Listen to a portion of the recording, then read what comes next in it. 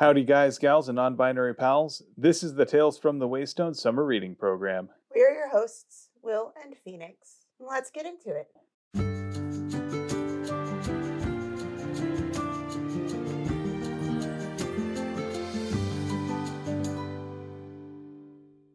Welcome to the second installment of our series on Becky Chambers' Monk and Robot duology, Emerald Green Guitar Pick, where we'll be reading chapters 3 and 4 of the first novella, A Psalm for the Wild-Built. All right, so I need you to explain to me, why is it that you named it Emerald Green Guitar Pick? I picked the first thing that I became conscious of when I sat down to actually come up with a title for this. That is adorable, and it ties in so well. I'm assuming that I'm staring at said Emerald Green Guitar Pick. You are. You're looking right at it. All right, that's adorable, and I love it. Man, that was a good idea. I mean, your first go-round of this wasn't really that ingenious, but this one, yep. I'm glad that I encouraged you to rewrite the title of the episode. Lovely. So why don't we go ahead and start with our explanation. All right. Not that I can remember it, so you've handed me your phone with a script. Each week we'll be examining 2 chapters of the Monk and Robot duology and figuring out what we can take from the text to apply to our real lives. We'll also take some time to focus on the thing that we have learned this week, and then we will share a recommended thing of the week, and finally wrap things up with a notable quotable from the book that made us smile or think or laugh, except that happens before all that other stuff. Before we begin, let's get some disclaimers out of the way. First of all, we are in no way affiliated with Becky Chambers or her publisher, Tor Books. Second of all, we are going to spoil the crap out of this. Anyway, if you haven't read up through the 4th chapter of The Psalm for the Wild-Built, maybe go read it, because we are not gonna do a good job of reiterating the plot. You've been warned. Also, a word to our community: please be kind to yourselves, one another, and the creators of the world, so we love exploring. All right, so when last we left off, sibling decks had struck out on their own into the wild to find the, what was the name of the monastery or the hermitage? It's a hermitage. I guess actually what it is that he went, I keep thinking of Dex as a he, and they're not a he. So in my view, Dex actually went out to discover the sound of crickets more than to go to a destination. The destination is just where they know there was a recording of the sound of crickets. So it seems like a good goal. I believe it was Heart's Brow. And after a little bit of rummaging through the 2 chapters, we have determined that Will is right. It's Heart's Brow. Yep. So Dex is on their way to Heart's Brow, the last known location where crickets were recorded. And on their first night out in the wild, while they've set up camp and are taking a shower, they get interrupted by a robot. So I'm going to say I love Mosscap. I absolutely adore Mosscap, and I feel very strongly like I would have a similar reaction to Mosscap that Dex did, which is to say, sibling Dex becomes very overwhelmed with the enormity of their situation, and then little mundane things pull them out of said overwhelm into irritable. Yeah, I mean, I don't think any of us would do well meeting a brand new creature, sentient creature no less, while we're in the middle of taking a shower, while our dinner is burning, while we're wet and uncomfortable. While there's noise that, while it was pleasing and something that Dex was enjoying singing and dancing to when they were in that mindset, is now just extra sensory extra. And again, this entire story is very much the neurodivergent experience. Not to say that every neurodivergent experience is the same, or that people experiencing ADHD or autism all think similarly or all have the same sensory processing triggers. But like for me, I can't shut out noises. And so usually if it's melodic, I'm fine with it as a background. But as soon as there's verbal components or language components, and somebody else is speaking at the same time as either a YouTube video or music that has lyrics, my brain conflates all sources of language and makes them one. And it's really difficult for me to parse, which, if you've noticed in the edit, I do a very concerted thing of making sure that Will and I are not over talking, or if we did talk at the same time, I'm reduce the volume of the person who isn't continuing the sentence. Yeah, I've oftentimes felt like the neurodiverse label is so broad as to be a distinction without meaning.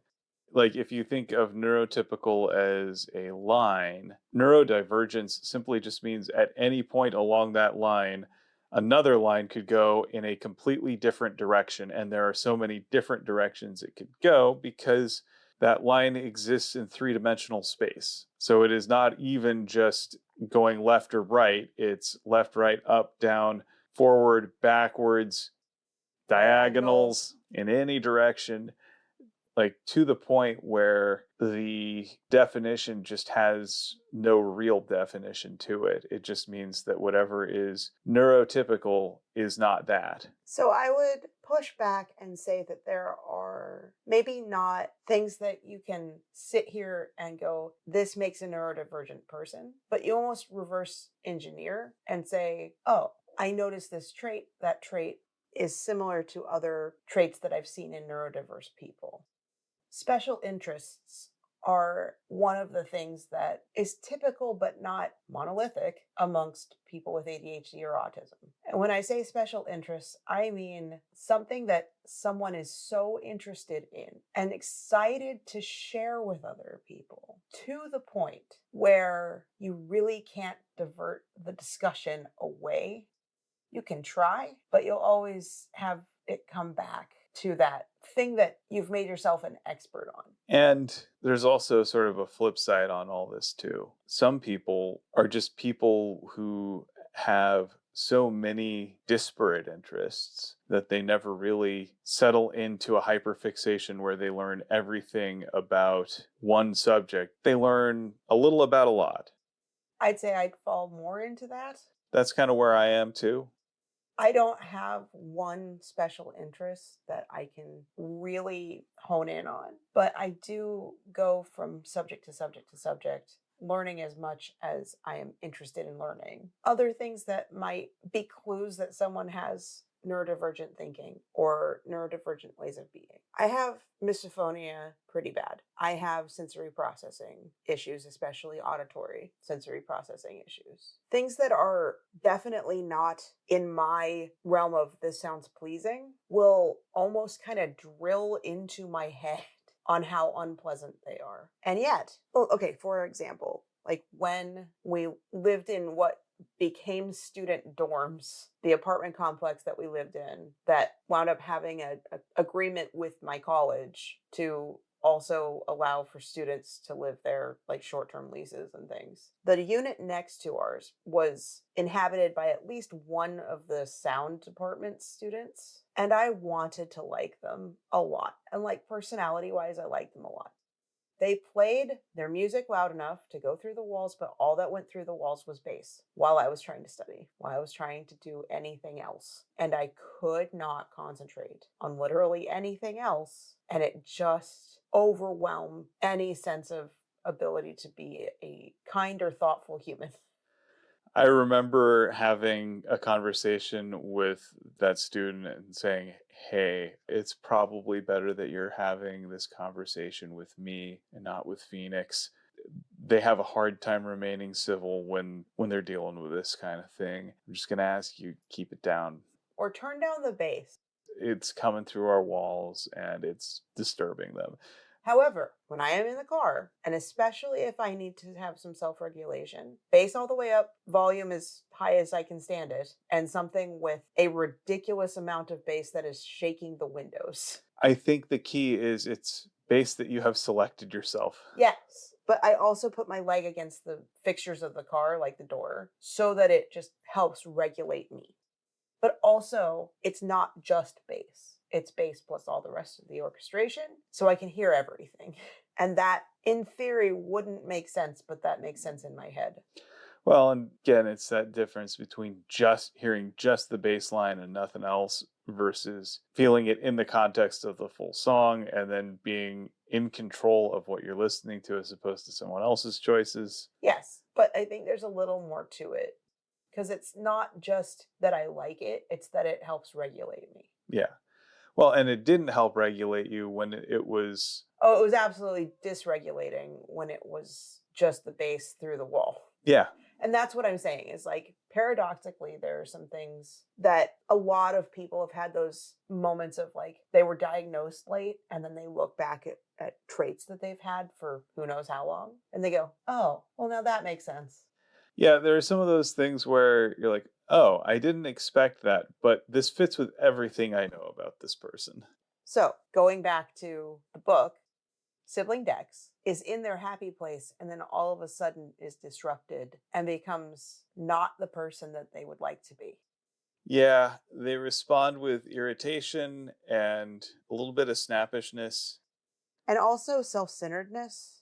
Like, why is this stuff happening to me? Oh no, my dinner burned. Oh no, I don't have a towel. Oh no, I need this. Oh no, I need that. But they're not asking for help. They are distinctly continuing to be fiercely independent. While there is again, I don't know if we can call the robot a creature. While there is a being, a presence, they're saying, hey, how can I help you? And again, why I love Moscap from reading, but why I would also have a problem being in this scenario. Dex asks for help that would have been faster for Dex to do themselves. Please go find me my towel and bring it to me. That's not really the task that would have been best for Moscap to do at that moment because it winds up causing more stress to Dex. I mean, yeah, Moscap, for one thing, has never seen a towel firsthand. And even if it had, it doesn't have any idea where Dex would have kept their towels. Well, Dex did tell Moscap where to find it. Moscap, it's. The pronouns in this, while I use they, them, I also have a problem remembering to use the pronouns that are correct. And so here's what I have to say on that. I think it is unrealistic to believe that any given person will perfectly remember other people's pronouns, especially if they are ingrained to believe that this shape of body means he, this shape of body means she, or dogs are boys and cats are girls. I don't know. So, like, there are some people that just can't divorce themselves from their preconceived notion of gender, no matter how hard they try. I am trying really hard to remember to call Dex they because that is their pronoun. And I am also remembering that Moscap is it. And to a lot of people, it sounds degrading or wrong or bad. But what we have to remember is that it wants to be called it. And I think this also brings up something really important here. We don't have to fall into the same category to be of equal value. So whether someone's pronouns are he, she, her, he, him, or they, them, or he, they, or any of those, or even it or its, by virtue of being a sentient being, they are already of equal worth to any other class of pronoun. And that's really the important thing. The category is not what determines value. Right. But also refer to people or beings as they would like you to refer to them. Granted, some beings, cats, dogs, fish, they can't tell you. And so we make things up. And I can tell you, I don't really care what pronoun people call our cat.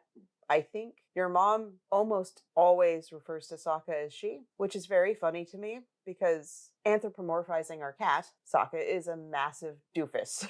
And don't fat shame our cat. I'm not going to. You called him massive. No, I called him a massive doofus. I massived the doofus part, not the cat part. Not the body part. Massive refers to his doofishness. Exactly. Not his size.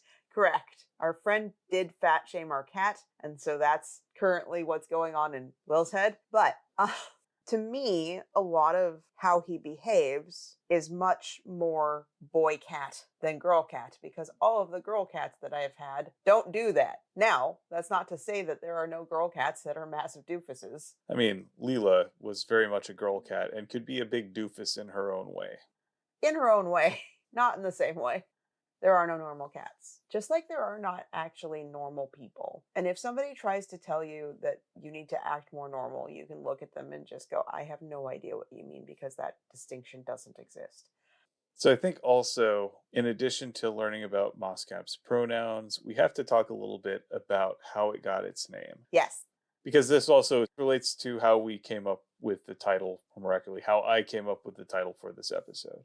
So, robots get their name from the first thing that they are aware of when they become conscious. And so, Mosscap was first conscious of a splendid speckled mosscap mushroom, which was how it chose to name itself. And its knowledge of how to interact with people, which is hundreds of years old knowledge at this point, like it's out of date, says that humans don't enjoy long names, so they would like to shorten them. So hence, instead of actually being called splendid speckled mosscap, it's just mosscap. And what we discover through it talking about its fellow robots, its culture, is that in this world, the depiction of robots is autistic kids. A little bit. Very much hyper focused on, or hyper fixated even, on very small things, like very small amounts of dive as deep as you can, or like Mosscap, interested in everything. I think Mosscap's defining trait would be a deep curiosity in everything, which is really enchanting and endearing because that curiosity comes without judgment. It is open, it is kind, it is curious, it is inquisitive. Like, it asks about the things it does not understand, and then once it understands them, it doesn't pass judgment on it. It just says, oh, okay. It's really enchanting to listen to this book. I have read it, like the actual physical copy is in my hand, but listening to it and listening to someone who seems to embody sibling Dex and does a really good job with Mosscap as well, it brings a whole new thing to the story. And like I've said this about multiple types of groups of people, we find our own. And so our D&D group could be described as just queer neurodivergent gamers. We have some that have definitely got hyperfixations on one thing or a myriad of things. We've got people who have like breadth of knowledge, and we've got people that have depth of knowledge. But I think the key on this is that we all recognize that while we have different ways of being, they're all kind of in that category, and we are accepting of other people's weirdsies. Yeah, I don't share everybody's same interests, and there are some things where I'm just really not interested. And I also know that my interest or lack thereof has nothing to do with the value of that interest. Like, I don't need to be interested in a specific game series or something like that to recognize that someone else's interest in it is valid and should be celebrated. That category of interest is just there. Like, Mosscap recognizes that one of the robots who will spend decades staring at the growth of stalactites and stalagmites, that may not be cool for it, but it's perfectly cool for that other robot. So we've talked about how last year we went on a vacation, quote, that I wish I could have enjoyed more, but I was already anticipating not when it started, and then like it just self-fulfilling prophesied itself. I feel like in certain groups of people, our D&D group, our friend group, other people that share at least some interests with us, that I can get an energy feedback loop happening where just having conversations and talking about things I'm interested in and getting pretty deep into things is common and good. And like we even had that experience with a waiter when we went off to have dinner on our own, where within the group, I don't feel like any conversations for that whole week felt genuine, deep, or real. There wasn't that feedback loop of energy giveth. I felt very much out of place. Even though there are people within that group that individually I can have conversations with. And I think it was also the challenge of having a large group get together like that, where there are, how many? There were 13 adults plus kids. And at any given time, before you could get really deep into any kind of conversation, somebody else would butt in and take them away, or. Right. Or conversations actually would get shut down even when I found some things that were shared. Right.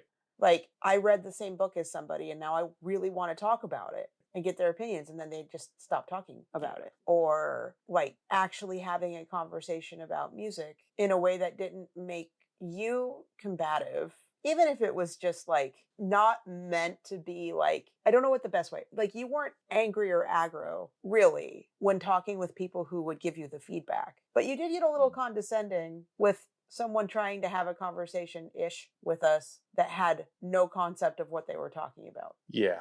And so I get that. And I get how that was frustrating you. That kind of thing frustrates me too. But I got that you also would have liked to have had a conversation where you could have actually dug deep and talked about it in a way that actually educated people. Anyway, let's not talk about our worst vacation. This is a way for me to talk about how the difference between groups of people that we are part of sometimes. Like, I feel like I was isolated because people didn't know how to handle me. Because I am the most obviously neurodiverse person in that group. Not that no one else has ADHD, there are at least two of you. But like, I felt like I was trying to do things that I would do for our D&D group, who was made up of all the food allergies. And yet we still have to make food together so that people can actually like have a dinner that day. I was trying to be kind and pay attention to food preferences and also pay attention to like activity preferences and trying to like make sure that I was taking care of me and my needs to have grounding and certain ways to cope through when I feel uncomfortable. But I don't think that that translated to other people caring the same way that like our 7 or 8 people D&D group can care about everybody. Yeah, I think that particular group of it's family members where, when we are with them in small group settings, we can have the kind of conversations that we find restorative and interesting and rejuvenating. When people are spread so thin in that kind of setting, it's just really unsatisfying, like you're getting teased with something that you can never actually get. So I get it. Moving back into the book a little more directly here, one of the things that I also really enjoy is seeing how Moscap describes robot society. So, for one, they are completely not networked. There's not a hive mind or anything like that. The robots are not the Borg. No, they don't communicate over radio waves or anything like that. They don't even communicate over phone. They don't even send messages to one another beyond leaving notes in caches. Kind of like Firewatch. A little bit. Like they just leave a note in a cache and then meet up at a predetermined place and time and they talk about various things that are on their minds, at least if they're interested in it. They sometimes congregate in small groups that then break apart. It reminds me of Treants. A little bit. Yeah, they have a bit of treant energy to them. They can spend ages just focusing on one thing if it meets their interests. And then when their paths leave one another, they exit amicably. They are pretty peaceful. These are not murder bots. They're not defense capabilities, war capabilities. They're not AI in the way that we see AI now. They are just intelligences, all autonomous, that experience the world the way we do, or at least similar, like in the same way that we experience the world around us. But the other thing about it is that they're not completely timeless because they will break down, but they don't have schedules the way that we would have schedules. They don't have the same type of thoughts and productivity driven mindset or whatnot. They just give themselves the freedom to follow their special interests. Now, they also don't have biological needs that dictate things like having lunch or going to sleep. So they don't have a schedule built off of that. They don't have gatherings built off of that. They don't have towns. Even the concept of sitting down is a novelty for Moscap. Like, it doesn't need to get off its feet for a little bit of time. It does not feel pain or anything like that. So it doesn't have anything like, oh, I need to sit down to rest. The concept of rest is not really prevalent.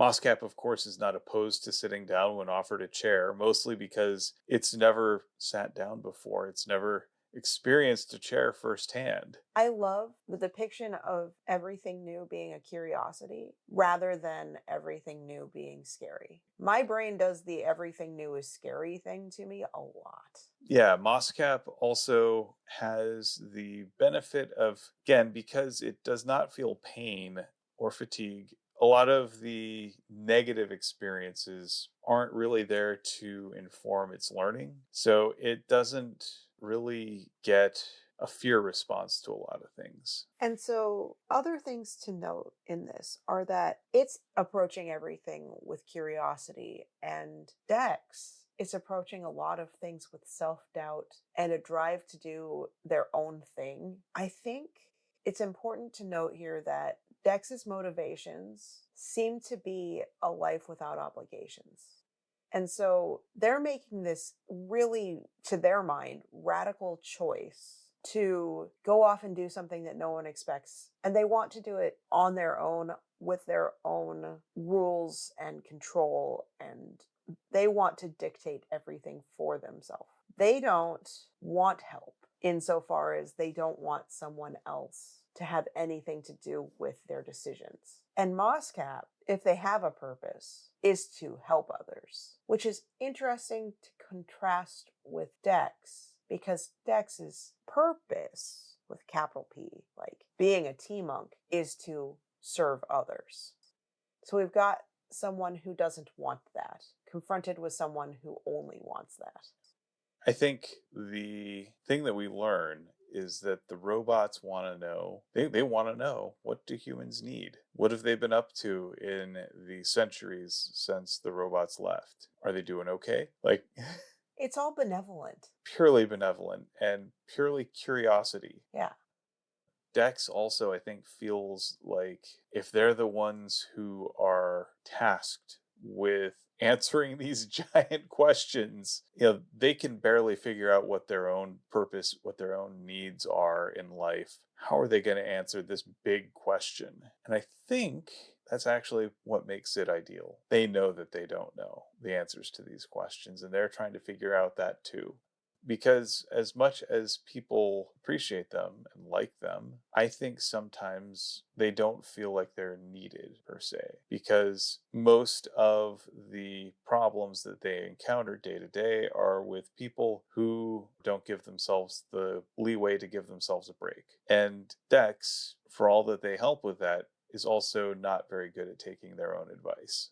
They don't give themselves the same grace they give others. Exactly. And that's something that we've talked about ourselves, that it's important to give yourself the same grace that you would give others, to maybe imagine that the scenario that was happening to you was happening to someone in your life, like a loved one or a friend, and base your charitable read of things more on how you think you would react to one of your loved ones being kinder to themselves. Like, we have a thing that we look at each other and go, the self-BDUP club is closed. We're more hard on ourselves than we are on anyone else. I think that's common. I think that that's not at all unique to us. But in so being, we're doing ourselves more harm. We're limiting ourselves. We're experiencing more strife.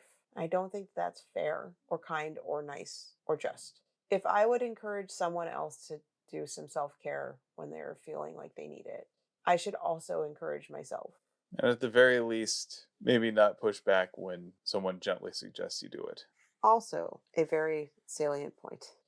So, in the way that there is plot in this book, events do happen. Dex is sitting there, and I feel for them. Their dinner burned. They're trying to salvage what they've got. They get distracted. One of the pieces of food that would have been at least edible fell on the forest floor, full of bugs and dirt and ick. No longer edible, sort of. Depends on your definition of edible. They're confronted with this being with big questions and big ambitions and big ideas, saying, you could help me. And they're like, but I want to go listen to crickets on my own. I want to do this on my own. I pull wagon. As our niece has said, I pull wagon. And quite literally, Dex is like, I pull wagon. And Moscap offers help, like meaning well, but keeps offering help. If I help you, will you help me? Kind of just chipper and positive and kind to a fault. And Dex is like, but this isn't what I want. I wanted to go out in the wilderness and find crickets, damn it. That's all I wanted. And then Moscap is like, wait, have you ever been in the wilderness? No. I would like to make sure you don't die now. And Dex is still resistant and then needs a little time to themselves. And afterward is handed a big plate of this is why you don't go to the wilderness by yourself without protection. Yes, exactly. Do you want me to spoil it? Absolutely. I mean, Yeah. this is part of the section. Yeah, true. Yeah, when Dex's campsite receives an unwelcome visitor, or more accurately, another unwelcome visitor in the form of a bear. I don't go camping. I don't. This might be part of why. Through it all, Dex knows that the wagon is bear proof, but if it gets knocked over with Dex in it, that's still going to cause damage and all their stuff will get broken and this whole thing will be a wash. Like I've said before about my waterproof shoes. My shoes are waterproof, and yet my socks are not. The wagon is bear-proof, but Dex is not. Exactly. I think at this point they recognize that this is going to be more than just some rough roads. There is going to be some actual dangers that they will have to deal with. And maybe having a guide who knows the locale better, who knows all the trails, who knows all the local wildlife, might be useful, might actually be a really good idea. And so they grudgingly accept Moscap's help. They grudgingly agree in turn to at least help them find someone that can help them. Because again, Dex is full of self-doubt and they don't think that they're the right person, even though Moscap is relatively certain that they are, to help Moscap with its journey. Like we talked earlier about how Moscap's a generalist, it sometimes feels a little ashamed that it doesn't have this specific thing that it has focused its entire energy towards, its entire attention towards. Being an endlessly curious being about a lot of things, it doesn't have a whole lot of depth in any one thing. And, Dex actually pretty quickly recognizes that, oh, that's actually, you're a generalist. You focus on the big picture and how things fit together. That's useful in its own right. That's a kind of study, a kind of expertise that these others don't have at all. And, as intelligent as Moscap is, it's not infallible. It had never occurred to it that that could be a thing. And all it took was sibling Dex pointing this out for it to recognize that wisdom. The two of them are much better suited for one another than sibling Dex is willing to at least give them credit for it initially. Also, they have similar paths, ultimately. We know this from having read through the entire book. Well, both of them. I think, though, that right now, this is the way to teach sibling Dex to accept help. And unfortunately, what it's taking is Moscap actually forcing the help onto them. But that big realization, that big, oh, well, this is a larger thing than I expected. That lesson will get hammered home more, but also there is a different kind of joy and curiosity with another person or another being joining in on your interest. That was actually similar to something that I've been kind of thinking over. The thing that sibling Dex seems to be missing is connection. Like they simultaneously crave it and also reject it.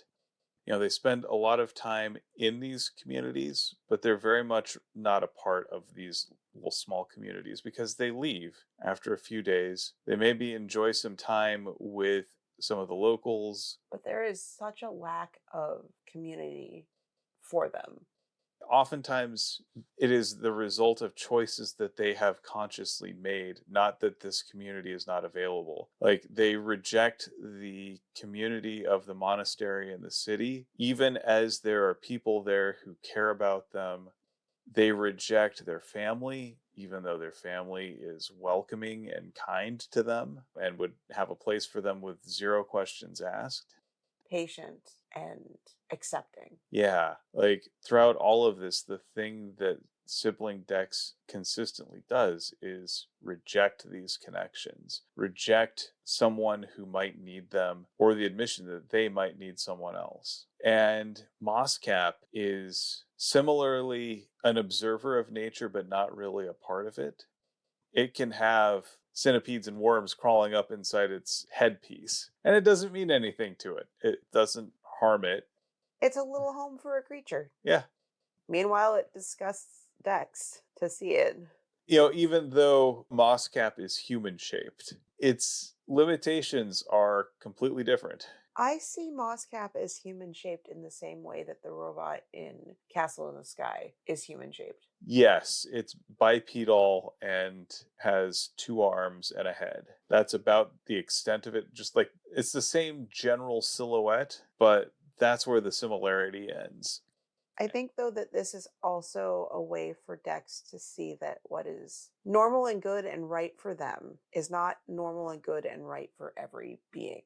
And it also forces sibling decks to really interrogate some of their own drives and their own needs, the things that push them, their own desires. Why do they need to get away? Why do they need to reject the communities around them? Why can't they just ask for help? Why can't they build a community? Even as they're apparently quite good at their job, what is it that's stopping them from accepting help, accepting recognition, accepting belonging? And kindness. All of that is something that Mosscap kind of forces sibling decks to reckon with. And it approaches it all with the characteristic lack of judgment, which I think probably makes all of it a lot easier. Mosscap is 100% transparent, so there is zero room for sibling decks to project any kind of judgment onto, because a lot of the judgment that sibling decks feels is not actually from any external source. It is stuff that sibling decks feels about themselves that they then project onto other people. In a lot of ways, Mosscap reminds me of your best friend from middle school, high school that you lived with when I first moved up here. Well, not here, moved up further north than where we live right now.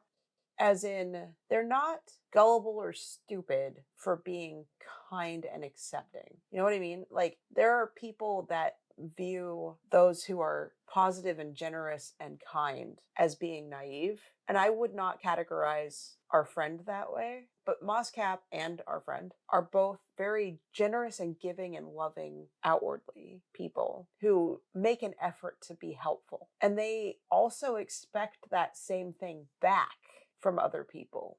It's not that they're overly trusting, it's just that they don't see a different way of being as a valid way of being. It's just like, yeah, they know that that isn't every single person, that there are going to be people who aren't going to react to them that way. But they both are actual, real life, actual friend and this fictional robot treat every person that they meet as though they're genuinely good people, unless proven otherwise.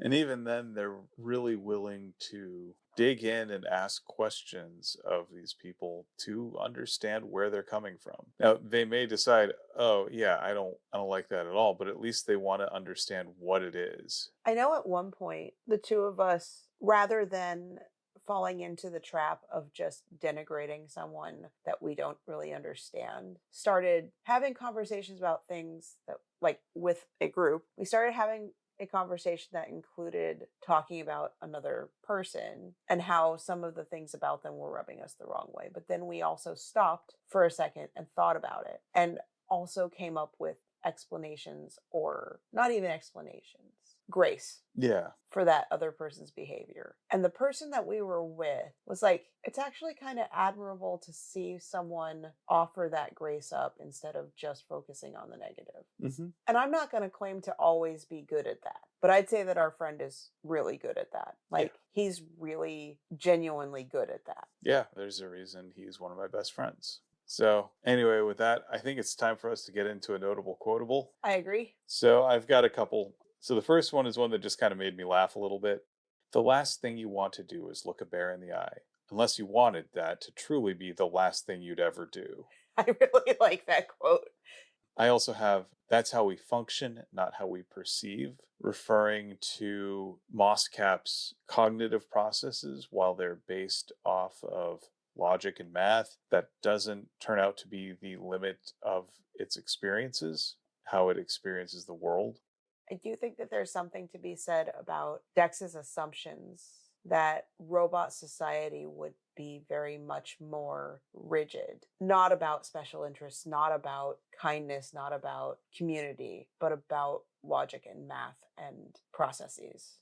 Right. I think Sibling Dex imagines that at best you'd have Data from Star Trek, Yeah, which, I mean, even then, that's kind of a limitation because Data from Star Trek does experience emotional experiences, has creative impulses, and has curiosity, much like Moscap does. And then the final thing, and I think probably the most important one that I really loved, was we don't have to fall into the same category to be of equal value. I spoke about that a little bit earlier, but that's just one of those reminders that the limits of our knowledge and our experiences don't define the limits of reality, and the limits of our understanding don't define the limits of someone's value. It's just that reminder to be thoughtful about that kind of thing. So, yeah. So, what did we learn this week? all right. So sometimes we learn interesting science facts, and sometimes we learn more big picture important things with a capital I. And sometimes we learn how to make a granny square in crochet that looks like a sand dollar or like a sea star, because we also learn definitively that the sunk cost fallacy is not worth pushing through, kind of like that sunk cost is not worth pushing through. If something is going to bother you forever to the point where you can't actually enjoy a thing, it is better to take it apart and redo it if it's something that you've been making. Figure out what it was about it that wasn't making you happy. Reassess, take things apart, redo them. You're going to actually do them better and faster the next time, and probably enjoy the process more. It's okay. And you might learn something new that makes you happy or brings you some form of fulfillment in the process of undoing and redoing. This doesn't matter if you are brand new at something. Most of the time on the crochet subreddits that people ask questions and they're like, why is this doing this thing? It's not supposed to do this thing. It's because they're beginners and they don't have the experience. But that's not to say that someone who's been crocheting for 20 years, can't make mistakes, waste materials, quote, waste time. But the thing about it is I'm making a shirt. It's taken a while because I also flip between projects. I don't stick on one for the extent of get it done very well. I'm not good at that, or at least I'm not interested in that sometimes. Sometimes I just want novelty and I want to change things up. And I learned some things by doing the project that I started and then by undoing it and thinking about why I didn't like it and finding a way to repurpose the materials instead of feeling guilty about the wasted time or the wasted effort. I don't think it was a waste of time or a waste of effort. I think I learned things, and that in itself is worth the time. But yeah, I got to learn a new pattern of granny square.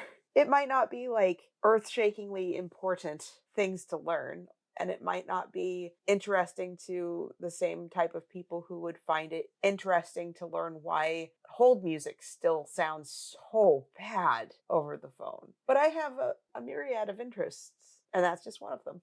Well, thank you. Appreciate you sharing that. So, for my thing of the week, I have playing music with friends. As we've discussed over the past years, Phoenix and I both take guitar lessons, and it's a lot of fun. And it's really been rewarding to see our levels of proficiency grow over the years. And one of the things I think that I've most enjoyed is getting to the space where we're actually able to play together a bit. Self-doubt has a lot to do with why we haven't really dug into the playing together. So there's self doubt, and then we've also just had some logistical things that stand in the way. Just not having a great space where it's easy for both of us to just plug in and play has been part of it. A lot of that has been alleviated by both of us having small micro amps that we can take with us pretty easily. Like, it's handheld size, so it's not like, trying to lug in a giant combo amp or a stack or whatever. We don't have to mess with pedal overhead or anything like that. We can just grab it and go. Don't have to mess with power supplies or finding an outlet on the wall to plug it into. Because they're battery operated. then also just having more portable guitars so we don't have to worry about banging them into things and finding space together. So that's also made it easier for us to just say, oh, hey, I'm going to come into your room and play. And, having it set up with presets and everything that make it sound the way we want it to means we're spending less time trying to fiddle with it in the moment. We can actually just play. However, we also have other friends that are learning, that are curious, that are encouraging. Yeah. And we had a friend come over yesterday and we're like, hey, you want to hear us play the song that we're going to play at the concert? Because this time around she can't come. And she's like, yes.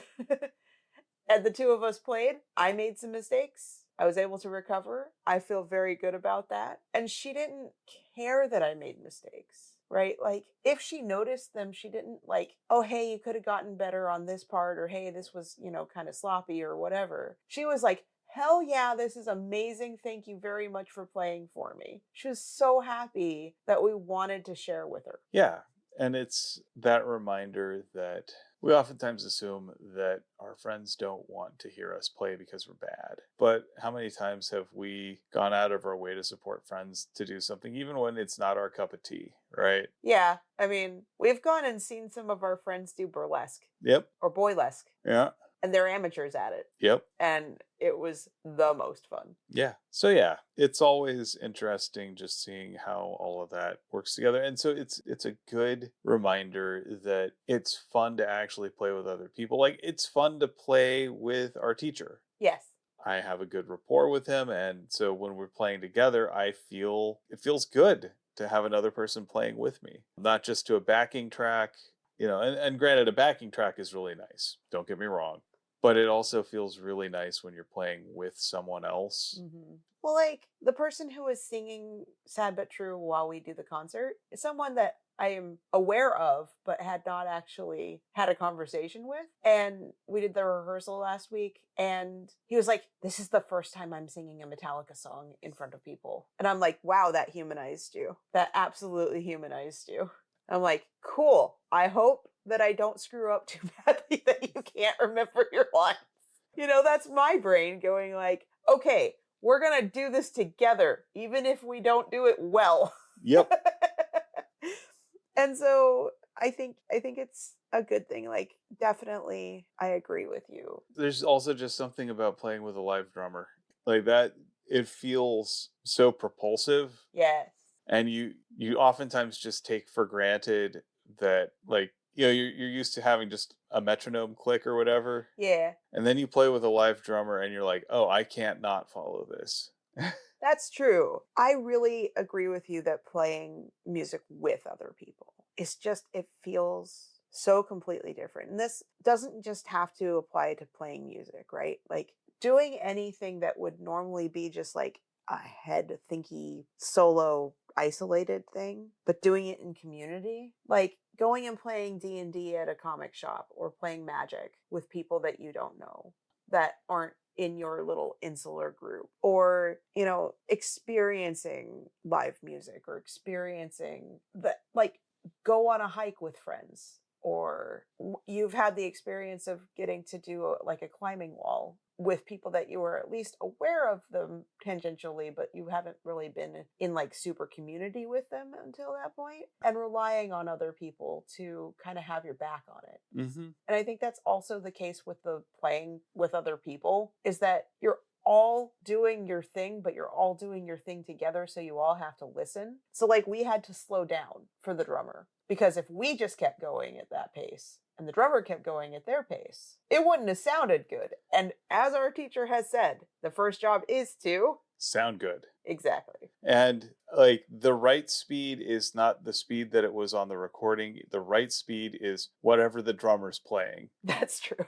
Like, that's actually the thing that I've had to really drill in on. The right speed is not the fastest speed or the slowest speed or the speed on the recording or any of that.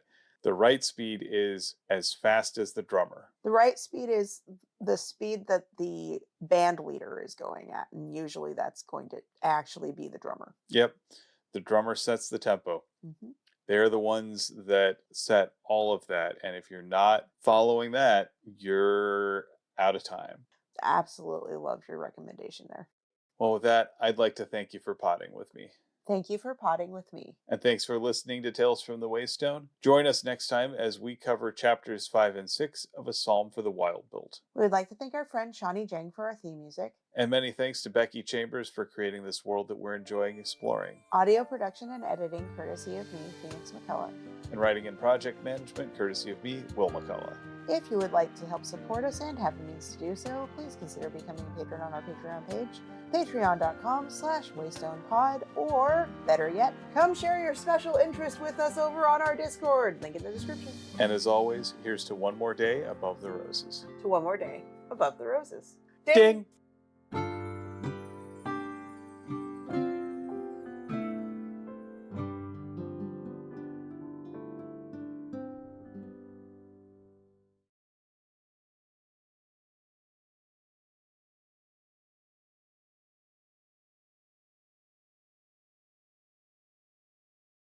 Ding! Ding! Good We job. did a bad job on the ding. Oh.